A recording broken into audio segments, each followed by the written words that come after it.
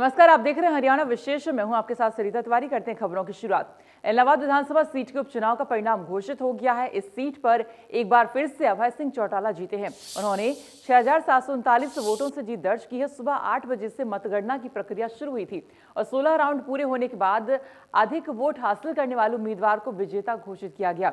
अभय सिंह चौटाला ने 65,798 कुल वोट हासिल किए हैं। गठबंधन के उम्मीदवार गोविंद कांडा को 59,189 वोट, तो ये दूसरे स्थान पर रहे हैं। वहीं कांग्रेस के प्रत्याशी पवन बेनीवाल को 20,857 वोट मिले हैं। और चुनाव के बाद अभय ने निशाना भी साधा है। उन्होंने कहा है कि बीजेपी, जेजेपी और कांग्रेस ने मिलकर ये लड़ा है चुनाव। कांग्रेस की तो मानो जमानत ही जब्त हो गई है, जिसके 35,000 वोट पिछली बार आए हैं और इस बार वो सबसे पीछे रह गए।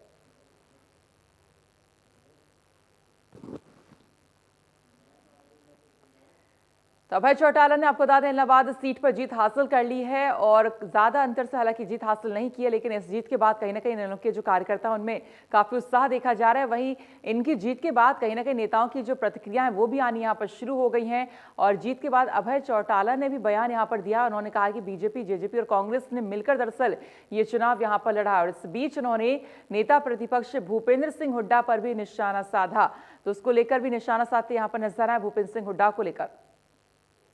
तो जीत की हैट्रिक कैसे, आपको बता दें, 2021 के चुनाव में जो मार्जिन रहा है, आपको बता दें, बीजेपी और इनेलो का वो रहा है 6,708 का। और 2019 और इससे पहले का आपने चुनाव देखा तो सब में अलग अलग मार्जिन, लेकिन इस बार के मार्जिन की बात करें वो कम यहाँ पर आया है।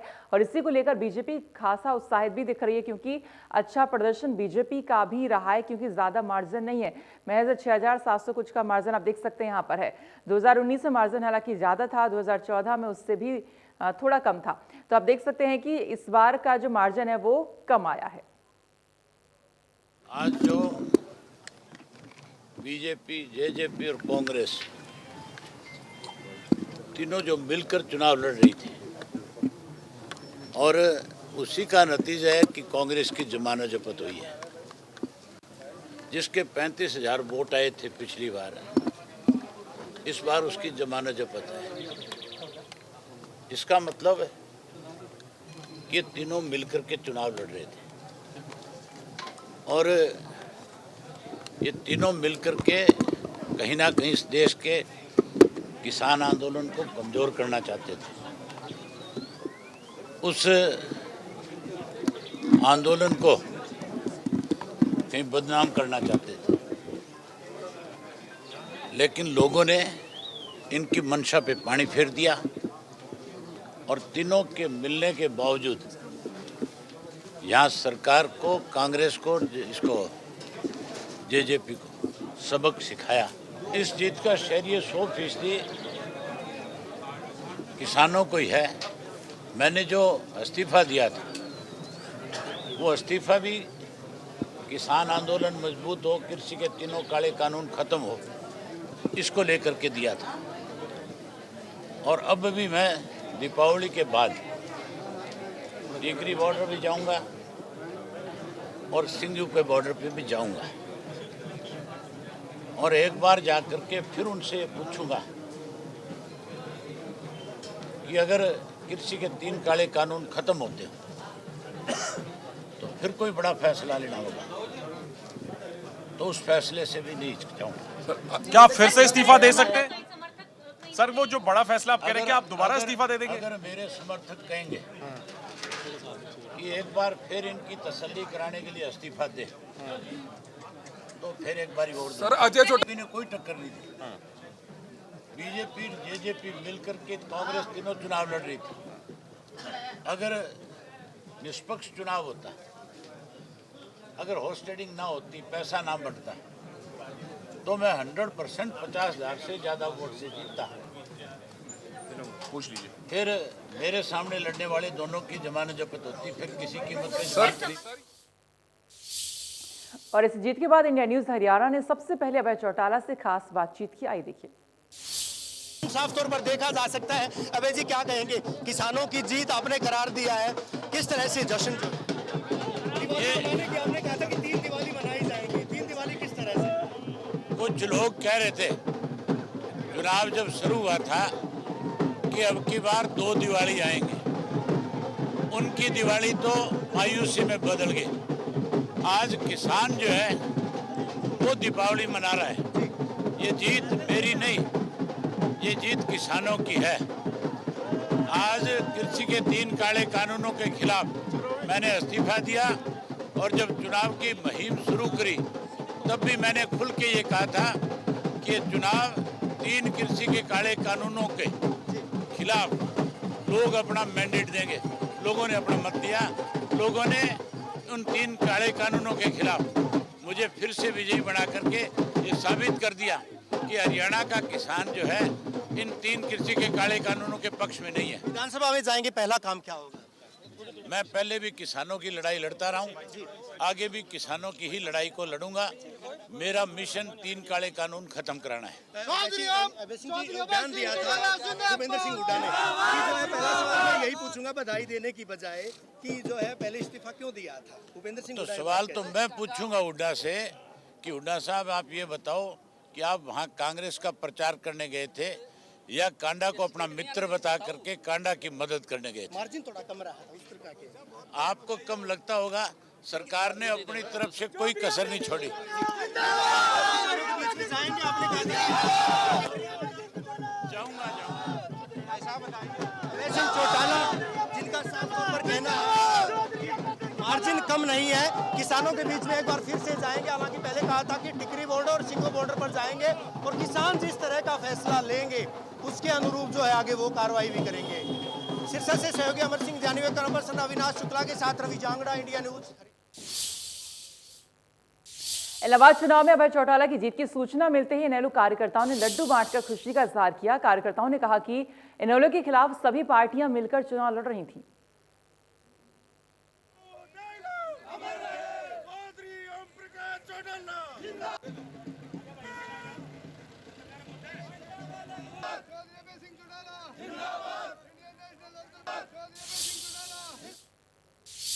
अभय चौटाला की जीत पर प्रदेश के गृह मंत्री अनिल विज ने तंज कसते हुए कहा है कि अभय चौटाला ने ये चुनाव टेक्निकली जीता है, लेकिन वो नैतिकता के आधार पर चुनाव हार गए हैं। अभय चौटाला चुनाव जीत रहे हैं पर नैतिकता के आधार पर वो चुनाव हार गए। जिस मुद्दे को लेकर उन्होंने त्याग पत्र दिया और दोबारा चुनाव लड़ा, अगर उस मुद्दे में दम होता तो उनकी वोटें भी बढ़नी चाहिए थी, उनका मार्जिन भी बढ़ना चाहिए था। उनका मार्जिन पहले से कम हुआ है। ये इस बात को सिद्ध करता है कि लोगों ने उनके मुद्दे को पूरी तरह से नकार दिया है और कांग्रेस पार्टी जो सारे देश में आग लगाने का काम कर रही है, उसको भी अपनी हैसियत इलाहाबाद के लोगों ने दिखा दी। उसका विश्लेषण करेंगे, अभी उनके नतीजे आ रहे हैं, विश्लेषण करेंगे। बहुत अच्छा रहा ऐसे माहौल में, ऐसे वातावरण में। और ये कोई आम चुनाव नहीं था, ये कोई अपनी सीट से रिजाइन देकर दोबारा लड़ रहा था और किसी मुद्दे पर लड़ रहा था, उसके मुकाबले इतनी वोटें ले जाना। इलाहाबाद उपचुनाव पर बीजेपी के प्रदेश अध्यक्ष ओपी धनखड़ ने अभय चौटाला के बहाने राकेश टिकैत पर निशाना साधा। उन्होंने कहा कि अभय चौटाला का तो झोला भी आधा रह गया। ओपी धनखड़ ने कहा कि जो बोलते थे घर बैठे जीत जाऊंगा, उनकी जीत का मार्जिन कम हो गया है। ओपी धनखड़ ने कहा कि बीजेपी का वोट प्रतिशत बढ़ रहा है।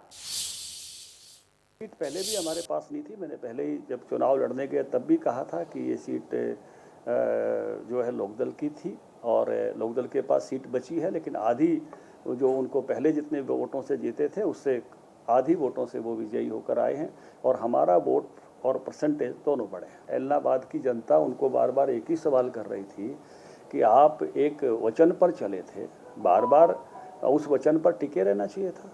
उनको इतना अपने लिए मोह क्यों उत्पन्न हो गया विधानसभा आने का? लोग ये भी कह रहे थे कि उनको मोह था तो अपने परिवार में से किसी को ले आते, कम से कम जो अपने शब्दों को बचाते, जो उन्होंने मीडिया के सामने कहे थे, इस्तीफे में लिख कर दिए थे। अपने शब्दों की रक्षा करते हैं, उन्होंने अपने ही शब्दों। पूर्व केंद्रीय मंत्री चौधरी वीरेंद्र सिंह ने इलाहाबाद उपचुनाव पर बोलते हुए कहा कि बीजेपी यहां से कभी नहीं जीती, लेकिन इस बार उसके वोटों में इजाफा हुआ है, जो बीजेपी के कार्यकर्ताओं की मेहनत का नतीजा है। साथ ही उन्होंने कहा कि सिर्फ एक सीट पर हुए उपचुनाव के नतीजे से ये नहीं कहा जा सकता है कि चुनाव पर किसान आंदोलन का कितना फर्क पड़ा। भारतीय जनता पार्टी सिरसा जिले में अगर पहला ट्रैक रिकॉर्ड आप देखें तो कभी कोई चुनाव नहीं जीत सकी, और 2014 में भी और अब 2019 में भी परिणाम भारतीय जनता पार्टी के पक्ष में कभी नहीं आए। लेकिन इस चुनाव में जो समर्थन मिला है भारतीय जनता पार्टी को, वो कम से कम इतना जरूर है कि उनका उससे आप ये आंकलन कर सकते हो कि जो मैदानी सतह पे जो संगठन ने काम किया उसके परिणाम हैं ये। नाराजगी देखिए, किसान आंदोलन अभी तक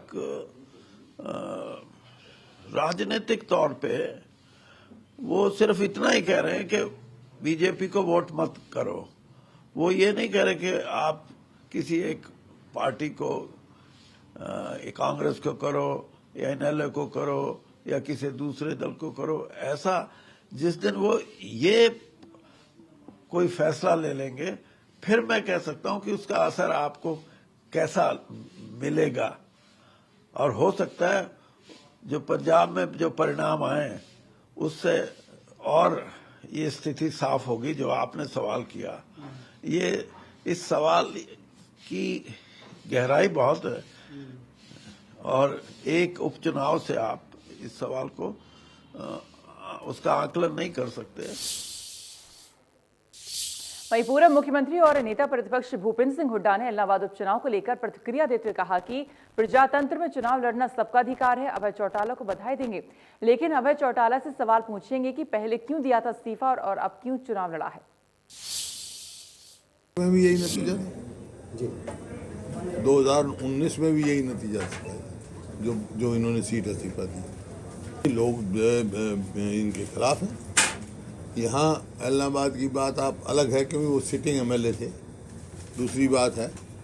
लेकिन ये लगता है कि भाजपा जो है अपना जो ग्राउंड से खिसक चुकी है। आंदोलन तो किसान स्वयं कर रहे हैं, कोई राजनीतिक पार्टी उसका नेतृत्व नहीं कर रही है, लेकिन उनकी मांगों का समर्थन कर रहे हैं कि ये कृषि कानून जो है किसान के हित के नहीं है।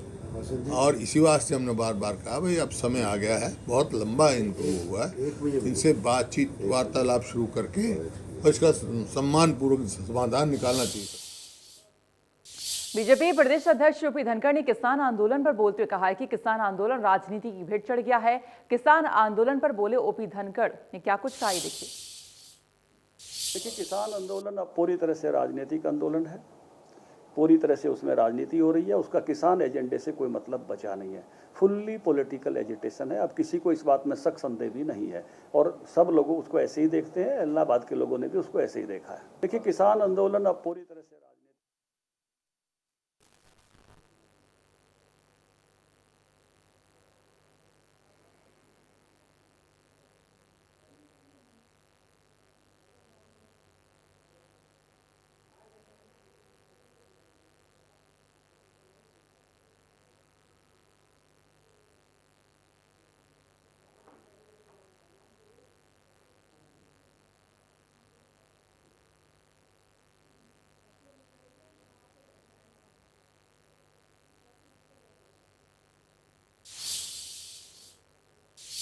हरियाणा कैबिनेट की बैठक में 20 एजेंडा और 3 सप्लीमेंट पर चर्चा की गई है। राज्य मंत्री संदीप सिंह ने बैठक के बाद प्रेस कॉन्फ्रेंस कर कहा कि वर्क असेसमेंट नॉर्म्स की पॉलिसी में बदलाव लाया गया है।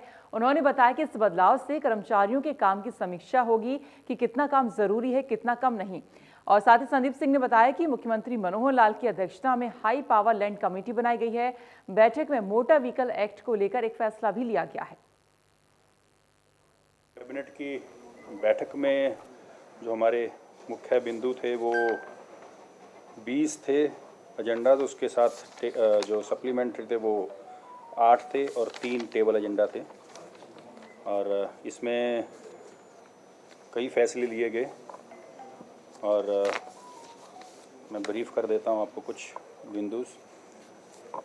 एक था वर्क असेसमेंट नॉर्म्स के जो उसमें थोड़ा सा बदलाव लाया है इसमें पॉलिसी में, जिसमें कि स्टाफ नीति जो है वो जितने भी हमारे एम्प्लॉइज़ हैं उनके लिए, क्योंकि अगर हम देखें तो 365 दिन होते हैं साल में और उसमें से 336 दिन वर्किंग के रूप में आते हैं और अगर 9 to 5 देखें तो 8 घंटे जो है पर डे का रेशियो निकलता है और 1888 घंटे एक वर्क करते हैं एम्प्लॉइज़। तो उसका देख रेख के लिए ये ज़रूरी है और कुछ विभाग ऐसे भी हैं जहाँ पर एम्प्लॉई कम हैं, काम ज़्यादा है, कुछ विभाग ऐसे हैं जहाँ पर एम्प्लॉई ज़्यादा हैं और काम कम है, तो उसके लिए ये बनाई गई है। तो ये बहुत हेल्पफुल रहेगी सरकार के लिए भी और लोगों के लिए भी।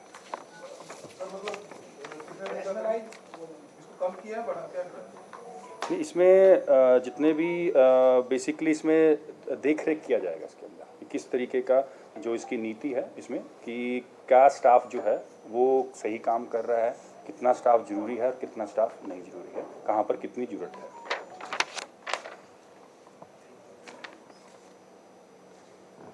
अगला ये है कि मोटर व्हीकल एक्ट में ग्रुप सी में संशोधित किया है, जो मोटर व्हीकल इंस्पेक्टर हैं वो किसी भी विभाग से आ सकते हैं।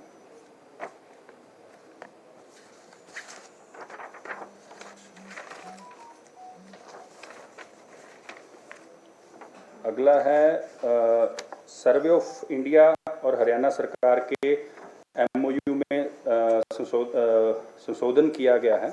इसमें बेसिकली काफ़ी चीज़ें जो हैं इसमें सर्वे ऑफ इंडिया के ऊपर छोड़ दी गई हैं और उसमें चाहे उनकी इक्विपमेंट को बाय करना हो, मैन पावर को उनको जॉब में जो लेने हैं उनके ऊपर, और इसमें फंड्स जो हैं वो हरियाणा गवर्नमेंट करेगा।